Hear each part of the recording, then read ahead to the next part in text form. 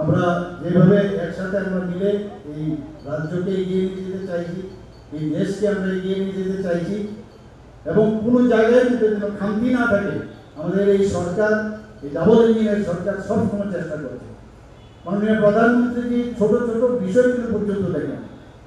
আমি আশা করি যে এই প্রকল্পতে আমাদের যে জল নিয়ে সমস্যা এবং ড্রেন নিয়ে সমস্যা, রাস্তাঘাট, ছোট ছোট রাস্তাঘাট যেগুলো নিয়ে প্রায়শই আমার কাছে আমাদের জনপ্রতিনিধিগণ আমার কাছে আসেন, এই প্রকল্পের যে আর্থিক আনন্দে সেগুলো নিশ্চিত ঠিক হবে এবং এই চলার ক্ষেত্রে আমাদের জীবন খুব মসৃণ হবে, সুন্দর হবে।